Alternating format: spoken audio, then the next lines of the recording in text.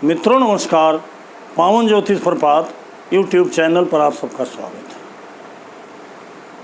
Video देने में थोड़ा विलम्ब हुआ है, इसके पीछे कुछ अपरिहार्य कारण थे, मेरी व्यस्तताएं थी। आज के वीडियो का टाइटल बहुत ही महत्वपूर्ण है और सबके लिए बहुत आवश्यक है। आगे बढ़ने से पहले आपसे अनुरोध है कि अगर मेरे चैनल को अब तक सब्सक्राइब नहीं किए हैं, नीचे का लाल बटन दबाकर सब्सक्राइब कीजिए। जो बगल में बेल आइकन आती है उसे ज़रूर पुश कर दीजिए। ऊपर जो ऑल का बटन है उसे क्लिक कर दीजिए ताकि सभी वीडियो का नोटिफिकेशन तत्काल आप तक पहुंच जाए। मित्रों को अधिकतम शेयर करिए, वीडियो अच्छी लगे तो लाइक ज़रूर करिए। आगे आते हैं वीडियो के टाइटल पर। आज के वीडियो का एक ऐसा टाइटल है जो आपको आकर्षित किए बिना नहीं रहेगा। वीडियो का टाइटल है, अब यहाँ सर्वाधिक अनुभूत छूट गया था बगल में, इस नाते बगल में डाल दिया हमने। सर्वाधिक अनुभूत रत्न धारण का एक ऐसा सिद्धांत जो अब तक अनुपलब्ध था। Most experienced one such principle of wearing gems that was unable until now।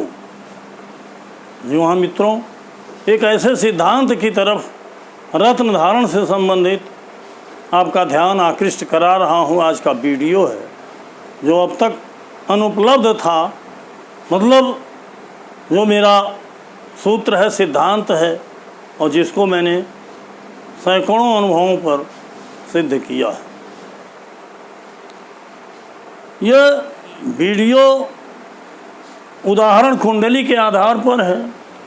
उदाहरण कुंडली किसी जातक का है और किसी भी जातक का जो किसी भी date of birth, time of birth और प्लेस ऑफ बर्थ का हो, इन सिद्धांतों के आधार पर आप उसको सही रत्न का परामर्श दे सकते हैं, धारण स्वयं कर सकते हैं, करा सकते हैं।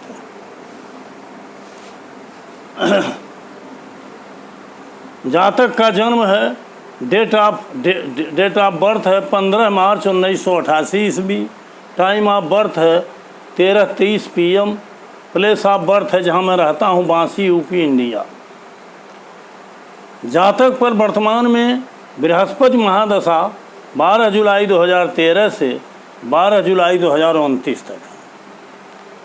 अंतरदशा शुक्र की है जो 24 मई 2021 से 24 जनवरी 2024 तक। जी हाँ मित्रों, अब आते हैं कुछ सिद्धांत पर। जातक का लग्न कर्क है और केपी लग्न चार्ट है, आगे केपी कस्प चार्ट है। ग्रह और राशियों की स्थिति यथास्थान रखी हुई है जहाँ जो उपयुक्त है, और ग्रहों को उसमें स्थान दिया गया है। मूलभूत सिद्धांतों पर आइए, जिसके आधार पर इसको मैं अनुपलब्ध कहता हूँ। शायद आपको परंपरागत ज्योतिष में या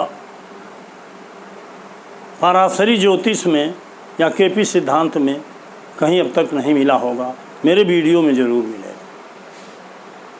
सिद्धांत है कि महादशा या उससे संबंधित ग्रह, अर्थात रत्न धारण के लिए महादशा स्वामी ही सर्वाधिक महत्वपूर्ण होता है, क्योंकि महादशा जय वर्षों की होती है। जितने वर्षों की होती है उतने वर्ष तक मेनली महादशा स्वामी का प्रभाव होता है। और महादशा स्वामी अगर अपने आपके वांछित कामनाओं को पूर्ण करने में सक्षम है या अच्छे भाव आए हुए हैं तो उसका रत्न धारण करिए। और अगर महादशा स्वामी में त्रुटि है, दोष है, और आपको लग रहा है कि इसका रत्न धारण करने से मुझे लाभ नहीं होगा, तो आप उससे संबंधित ग्रह का रत्न धारण कीजिए। और महादशा स्वामी या संबंधित ग्रह में 6, 10, 11, 5, 11 ये भाव या सर्वाधिक भाव उसमें आए हुए हैं। साथ ही उस ग्रह का उप नक्षत्र स्वामी इन भावों को सपोर्ट कर रहा है। अभी आगे बढ़ेंगे तो स्पष्ट हो जाएगा। अब दूसरा सिद्धांत है संबंध का तात्पर्य, अर्थात महादशा स्वामी से संबंधित जो ग्रह है उसका तात्पर्य है महादशा स्वामी के राशि में हो, नक्षत्र में हो, उप नक्षत्र में हो, उप नक्षत्र में हो, युति और दृष्टि में हो, किसी भी तरीके से हो तो उसे संबंध आप मानेंगे। युति और दृष्टि के लिए 4 और 6 अंश का अंतर ही होना चाहिए।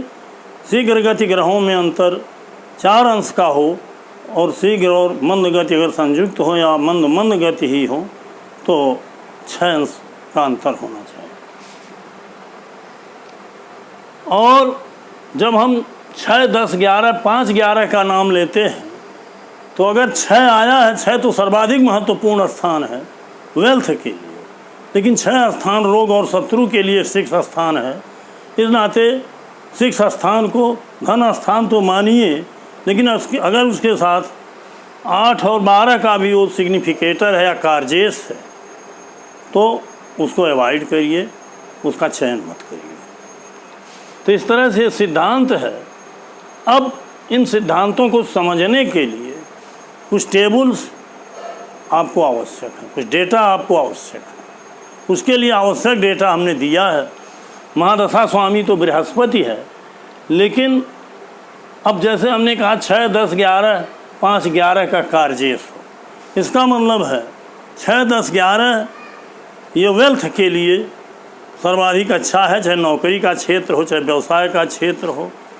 और 6, 11, 10 ये आपके कोर्ट केस के लिए भी सहयोगी है, कॉम्पिटिटिव एग्ज़ाम के लिए भी सहयोगी है, परीक्षा पास करने के लिए, चुनाव में भी सफलता के लिए उपयोगी है। तो 6, 10, 11 मस्ट है।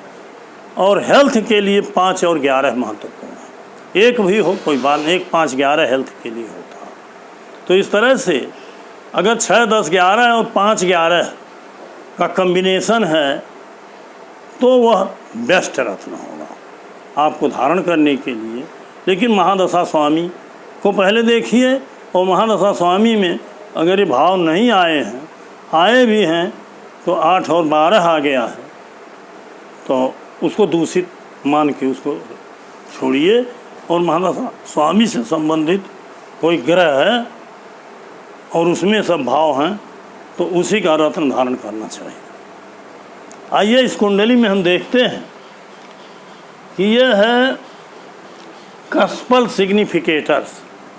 कस्पल सिग्निफिकेटर्स मतलब 12 भाव के कौन कौन से ग्रह सबलार्ड उप नक्षत्र स्वामी हैं, उनको हम दे रहे हैं कस्पल सिग्निफिकेटर्स में। मतलब प्रथम भाव का राहु है, द्वितीय का राहु, तृतीय का शनि, चतुर्थ का मंगल, पंचम का शुक्र, छठवें का शुक्र, 7वें का बृहस्पति, 8वें का राहु, 9वें का शनि, 10वें का मंगल, 11वें का चंद्रमा और 12वें का बुध। और जो प्लैनेट्स सिग्निफिकेटर हमने दिया है सभी ग्रहों का, इनके सिग्निफिकेटर्स, इन प्लैनेट्स सिग्निफिकेटर से आप समझेंगे। देखिए सूर्य में 9, 3, 10, 6, 10 है। यहाँ सूर्य जहाँ स्थित है जिस भाव में, जब हम भाव की बात करते हैं तो कस्पल चार्ट की बात करते हैं। और सूर्य जिस नक्षत्र में है वो 10, 6, 10 बता रहा है। और सूर्य जो है 9, 3 को स्वयं द्वारा बता रहा है। बगल में जो राहु सूर्य वगैरह दिया है ये उप नक्षत्र स्वामी दिया गया है ग्रहों का, ताकि आप उसके सपोर्ट को देख सकें इन्हीं सिग्निफिकेटर्स के आधार। तो इस तरह से सूर्य से लेकर बृहस्पति तक यहाँ हैं, शुक्र से लेकर के केतु तक यहाँ हैं। ये कस्पल प्लैनेट्स सिग्निफिकेटर हैं, अर्थात ग्रहों के कार्जेस भाव।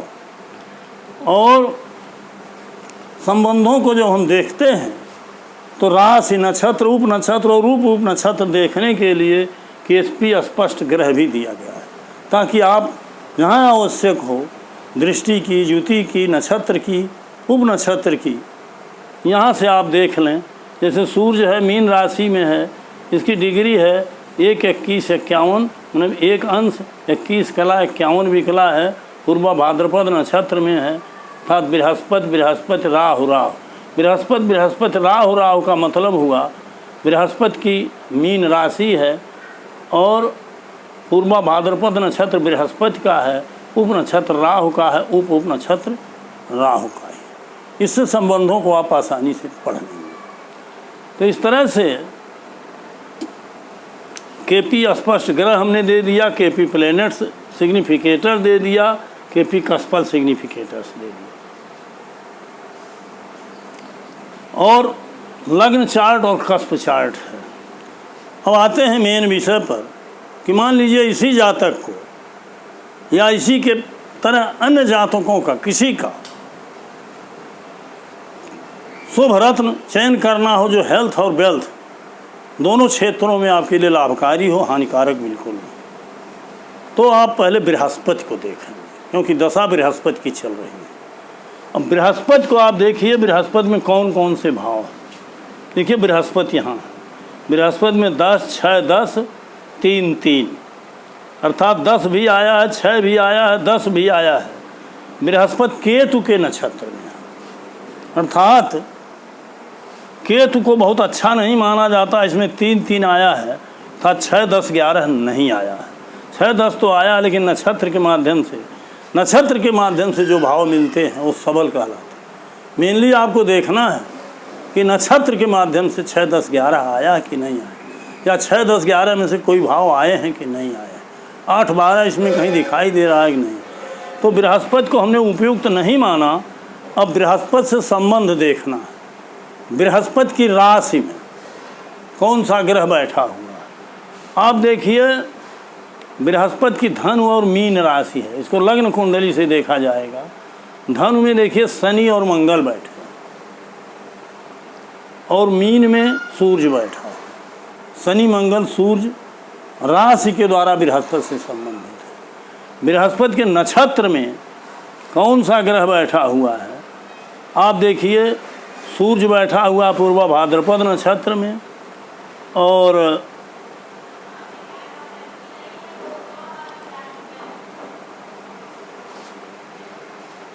पूर्वा भाद्रपद में देखिए राहु भी बैठा हुआ है।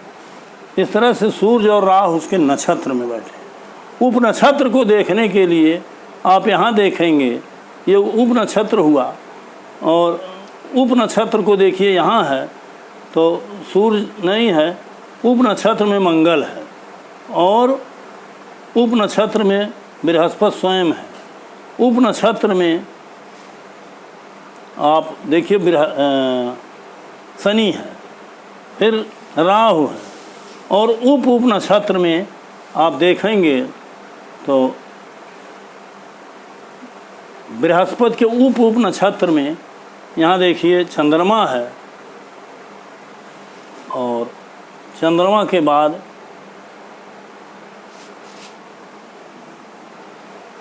केतु है। इस तरह से आप सभी ग्रहों को देख करके जान जाएंगे कि बृहस्पति से संबंधित कौन ग्रह है। और बृहस्पति से संबंधित जो ग्रह हमें दिखाई दे रहे हैं उसमें अब देखिए मंगल को हमने चुना है, आप सर्च कर लीजिएगा। देखिए बृहस्पति के उप नक्षत्र में मंगल है, और मंगल बृहस्पति के राशि धनु में भी है। यहाँ आप देखेंगे तो सूर्य में 9, 3, 10, 6, 10 है, चंद्रमा में 7, 1, 2 है, सब है, लेकिन मंगल जो है, मंगल में 6, 11, 10 और 5 है, अर्थात 6, 11, 10, 5, 6, 10, 11, 5 हमने कहा है, ये मंगल में ही है। सर्च करके आप देखिएगा। अन्य ग्रहों में इतनी उपयुक्त स्थिति नहीं है। इस नाते इस जातक को मंगल का रत्न मूंगा बहुत ही लाभदायक होगा जब तक बृहस्पति की महादशा रहेगी, क्योंकि मंगल बृहस्पति से रिलेटेड है। मंगल में 6, 10 है, 6, 11 और 10, 5 है। देख लीजिए आप, 6, 11 और 10, 5, 6, 11, 10 और 5 है। देखिए बृहस्पति इसका उप नक्षत्र स्वामी है, बृहस्पति इसका राशि स्वामी भी है मंगल का, और बृहस्पति का उप नक्षत्र स्वामी चूँकि बृहस्पति है, इस नाते बृहस्पति को सपोर्टिंग है कि नहीं। देखिए बृहस्पति में 6, 10 है, अर्थात 1-2 भाव अगर मिल रहे हैं, 8-12 नहीं जुड़ा होगा। इस तरह से मंगल का रत्न मूंगा, जिसको रेड कोरल आप कहते हैं, अच्छे क्वालिटी का, नेचुरल हो, लैब टेस्टेड हो, सर्टिफाइड हो, और अच्छी दुकान से लीजिए जो कि अधिकृत दुकान हो और जेम्स स्टोन की स्टॉकिस्ट हो, विश्वसनीय हो, वहाँ से आप रेड कोरल खरीदिए। रेड कोरल में हम तिकोने मूंगे को रिकमेंड करते हैं, वो थोड़ा सुपर कहलाता है। तो इस तरह से मूंगा को 6 कैरेट से अधिक, मतलब 7.5 रत्ती या उससे ऊपर तांबे की अंगूठी में जड़वाइए, कापर में, और उसको मंगलवार के दिन ओम अंगारकाय नमः मंत्र से अभिमंत्रित करके राइट हैंड के रिंग फिंगर में धारण कर लीजिए। देखिए मैंने भी धारण किया है रिंग फिंगर में। इस तरह से मित्रों, आप सावधानी पूर्वक अगर रत्न का चयन करेंगे तो हेल्थ और वेल्थ, धन संपदा, स्वास्थ्य, समृद्धि, सफलता, सब कुछ आपको निश्चित मिलेगा। ये मेरा अनुभव है। कई लोगों पर हमने इसका प्रयोग किया है, अनुभव किया है। सबको इन सिद्धांतों पर लाभ होता है, और थोड़ा भी सिद्धांत से इधर उधर विचलित होने पर उसका लाभ नहीं प्राप्त हो सकता है, बल्कि लाभ की जगह पर हानि भी मिल सकता है। इस तरह से आज जो मैंने वीडियो दिया है ये सर्वाधिक अनुभूत है, मोस्ट एक्सपीरियंस्ड है, और ये सिद्धांत जो हमने कहा अनुपलब्ध है। अब तक इस सिद्धांत पर किसी भी विद्वान ने प्रकाश नहीं डाला है, तो प्राचीन विद्वान हो चाहे नवीन विद्वान हो। ये सिद्धांत सर्वथा मेरे द्वारा उद्भूत है, प्रादुर्भूत है, और इसको मैंने स्वयं दिया है। जबकि रत्न धारण पर कई वीडियो हमने दिया है, लेकिन इस तरह से सिस्टमेटिक सिद्धांत बता करके और उदाहरण कुंडली पर इसको बता करके आज तक मैंने नहीं दिया था। इस नाते मेरे मन में ये बात आई कि इसे ज़रूर देना चाहिए, ताकि मेरे दर्शकों को और जागरूक बंधुओं को सबको इसका लाभ मिल सके, और अपने पड़ोसियों को, मित्रों को लोग इसका लाभ दे सकें। तो वीडियो बड़ा न हो, इस नाते अब आज का टॉपिक यहीं समाप्त करता हूँ। बहुत बहुत धन्यवाद। पुनः आप सबको नमस्कार, हार्दिक शुभकामनाएं।